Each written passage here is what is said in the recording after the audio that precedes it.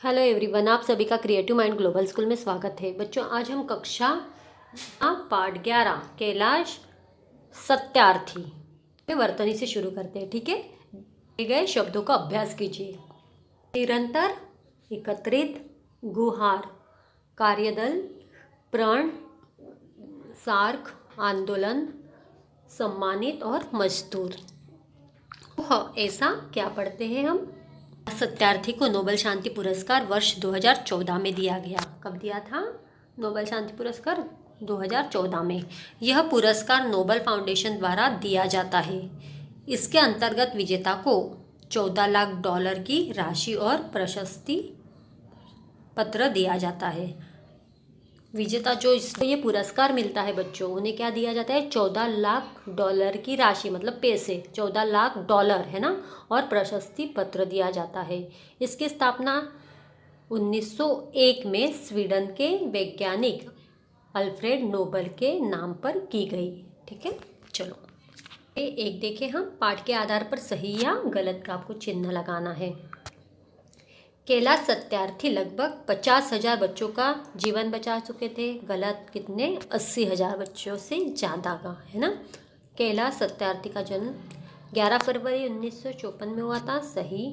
कैलाश सत्यार्थी ने ठेले पर पुस्तकें रखकर ज़रूरतमंदों को पहुंचाई थी। सही। कैलाश सत्यार्थी ने बच्चों को बंधुआ मजदूर बनाया। गलत। आव करे 2, कैलाश सत्यार्थी आव करे 1 और आव करे 2 भी आपको स्वयं करके पाठ पढ़ के स्वयं पूर्ण करना है। ठीक है बच्चों। आव करे 3 अभी आपको कॉपी में नहीं करना है। ठीक है, चलो शब्द ज्ञान में देखेंगे आज हम अशुद्धि शोधन। अब अशुद्धि शोधन क्या होता है? हिंदी भाषा में शब्दों को जैसे बोला जाता है वैसे ही लिखा जाता है। यदि शब्द का उच्चारण गलत होता है तो उसकी वर्तनी भी गलत हो जाती है। बच्चों, हमेशा हम हिंदी में जैसे बोलते हैं वैसे ही लिखते हैं।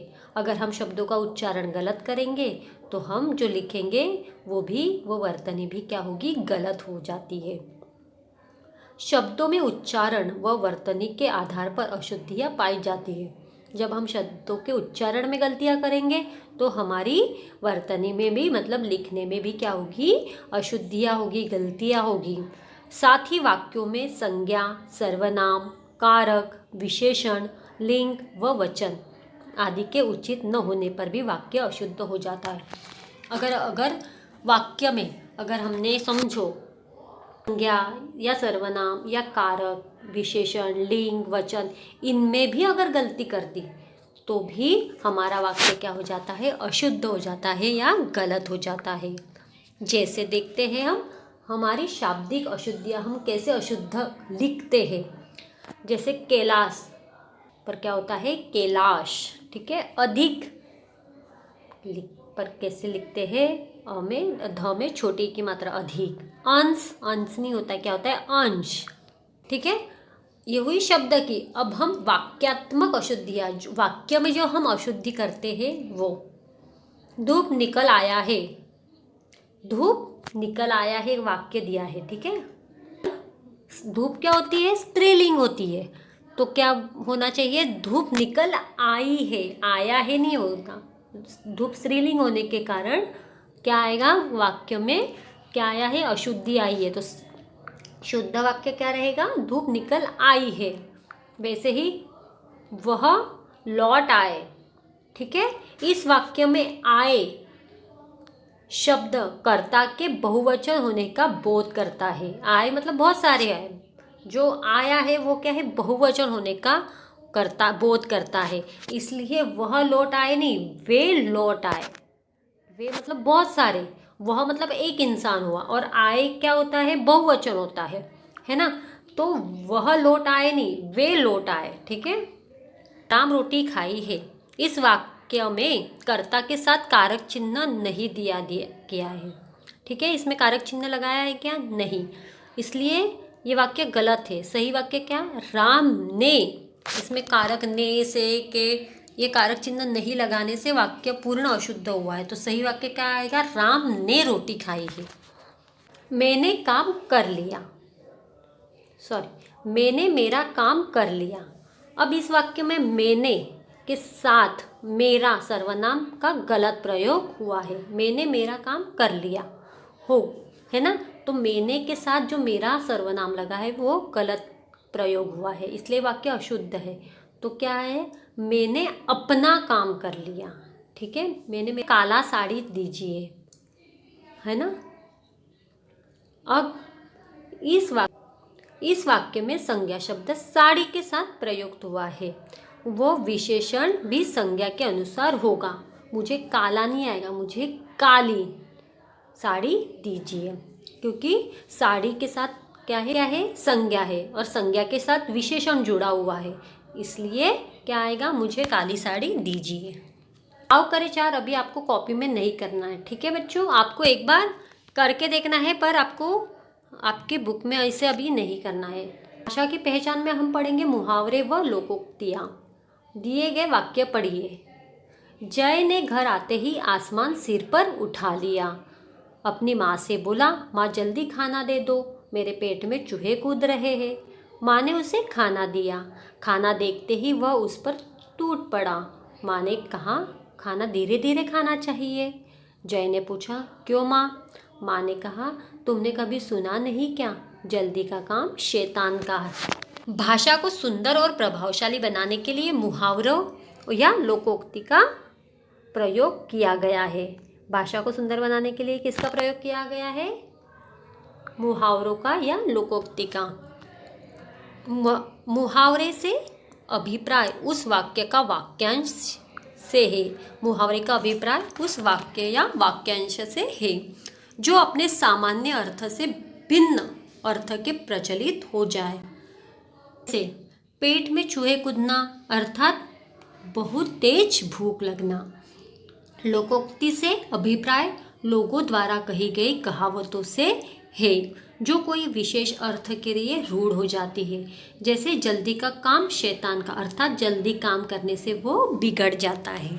ठीक है, यह भी जाने मुहावरा वाक्य के अंश के रूप में प्रयोग होता है, जबकि लोकोक्ति अपने आप में एक पूर्ण वाक्य है। इसका स्वतंत्र रूप से प्रयोग किया जा सकता है। अब हम पढ़ते हैं लोकोक्ति और मुहावरे। ठीक है, मुहावरे और उनके अर्थ। आँखों का तारा होना मतलब क्या होता है? बहुत प्यारा होना। 9 2 11 होना, भाग जाना। लाल पीला होना, बहुत गुस्सा होना। अंगूठा दिखाना मतलब मना कर देना। ईद का चांद होना, बहुत दिनों बाद दिखाई देना। मुंह से पानी आना मतलब होता है जी ललचाना। खून पसीना एक करना, बहुत मेहनत करना। फुलाना समाना, बहुत खुश होना। 4 चांद लगना, सम्मान प्रतिष्ठा बढ़ाना। दांतों तले उंगली दबाना मतलब हैरान होना। ठीक है, मुहावरे और उनके अर्थ। अब हम लोकोक्तियाँ व उनके अर्थ देखते हैं। अब पछताए हो तो क्या जब वो चिड़िया चुग गई खेत। इसका अर्थ होता है समय बीत जाने पर पछतावा व्यर्थ है, कोई मतलब नहीं। अगर समय निकल जाता है फिर बाद में पछताने से कोई मतलब होता है क्या? कभी भी नहीं। उल्टा चोर कोतवाल को डांटे मतलब अपराधी निरपराध पर जो दोष लगाते हैं उसे कहते हैं उल्टा चोर कोतवाल को डांटे। ऊंची दुकान फीका पकवान, दिखावा अधिक और काम कम करना मतलब होता है ऊंची दुकान और फीका पकवान। जैसी करनी वैसी भरनी मतलब जैसे तुम कार्य करोगे फल की प्राप्ति भी तुम्हें वैसे ही मिलेगी। दूध का दूध पानी का पानी मतलब उचित न्याय करना। एक अनार 100 बीमार मतलब होता है वस्तु कम और चाहने वाले अधिक। घर की मुर्गी दाल बराबर मतलब घर की वस्तु या व्यक्ति का कभी भी आदर नहीं किया जाता है। खिसियाने बिल्ली खंबा नोचे मतलब अपनी खींच निकालना। अकेला चना भाड़ नहीं फोड़ता मतलब अकेला व्यक्ति कभी भी कुछ नहीं कर सकता है। आसमान से गिरा खजूर में अटका मतलब होता है एक मुसीबत से छूटकर दूसरी मुसीबत में फंस जाना। ठीक है, आओ करें 5 दिए गए मुहावरों को उनके अर्थों से आपको मिलान करना है। आँखों का तारा होना मतलब क्या होता है? बहुत प्यारा होना। 9 2 11 होना, भाग जाना। पेट पे चूहे कूदना मतलब बहुत भूख लगना। लाल पीला होना मतलब क्या होता है? बहुत गुस्सा होना, अंगूठा दिखाना, मना कर देना। ईद का चांद होना, बहुत दिनों बाद दिखाई देना। मुंह में पानी आना मतलब लालच आना। ठीक है। आओ करें 6 देखते हैं। एक ही बात को बताने के लिए हम अलग अलग मुहावरे का प्रयोग करते हैं। दिए गए मुहावरे पढ़िए और समझिए। एक ही बात को बताने के लिए हम अलग अलग मुहावरे का प्रयोग करते हैं। जैसे समझो, बहुत हम प्रसन्न हैं, बहुत खुश है, तो हम जैसे जमीन पर पाँव नहीं पड़ना मतलब बहुत खुश होना। अंग अंग मुस्काना का मतलब भी होता है बहुत खुश होना, प्रसन्न होना। फुलाना समाना मतलब भी होता है बहुत प्रसन्न होना। और घी के दिए जलाना मतलब भी होता है बहुत प्रसन्न होना। अब वैसे ही आपको परिस्थिति अनुसार मुहावरे सोचकर लिखना है। ठीक है। मुहावरे आपको लिखने हैं, ढूंढ के लिखने बच्चों आपको। ये आओ करे साथ दी गई लोकोक्तियों को उनके अर्थ से मिलाना है। एक अनार 100 बीमार का मतलब क्या होता है? वस्तु कम, चाहने वाले अधिक। घर की मुर्गी दाल बराबर मतलब घर के व्यक्ति का कोई आदर नहीं करता। खिसियाने बिल्ली खंबा नोचे मतलब अपनी खींच निकालना। अकेला भेड़ चना भाड़ नहीं फोड़ता मतलब अकेला व्यक्ति कुछ नहीं कर सकता। उल्टा चोर कोतवाल को डांटे मतलब स्वयं की गलती पर दूसरों को डांटना। सोचो और बताओ। दिए गए प्रश्नों के उत्तर लिखिए। बच्चों, बाल मजदूरी क्या है? इसके बढ़ने से क्या कारण है? ठीक है, क्या है बाल मजदूरी और इसके बढ़ने के क्या कारण है? किस तरीके से इसे रोका या कम किया जा सकता है? यदि आपके यहाँ 14 वर्ष से कम उम्र का कोई बच्चा काम मांगने आता है तो क्या आप उसको काम पे रखेंगे? कारण सहित बताइए। यदि आपको बाल मजदूरों की मदद करने का अवसर मिले तो आप क्या करेंगे? ठीक है। सोचो और लिखो। चरित्र चित्रण। अब चरित्र चित्रण क्या होता है? पात्र चरित्र की विशेषताओं का विस्तृत व उदाहरण पूर्वक वर्णन चरित्र चित्रण कहलाता है। उस व्यक्ति का, उस पात्र का, है ना, उसके चरित्र की विशेषताएं, उसमें अच्छाइयाँ, विशेषताओं को विस्तृत बड़े रूप में उदाहरण के साथ लिखना ही चरित्र रेखन कहलाता है। जैसे हमने पढ़ा पाठ में कैलाश सत्यार्थी जी का हमने चरित्र वर्णन देखा, उनके बारे में। वो छोटे थे, उन्होंने क्या क्या काम किया, कैसा उन्हें क्या क्या पुरस्कार मिले, है ना।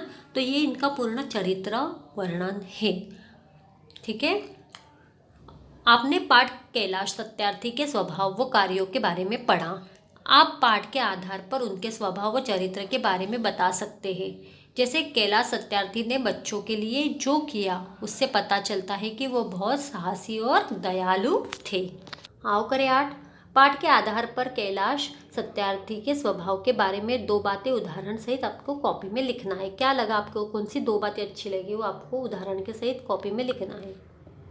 आओ जुड़े और हमें ख्याल है आपको स्वयं पढ़ना है। ठीक है। आपका गृह कार्य जल्दी पूर्ण करें। धन्यवाद बच्चों।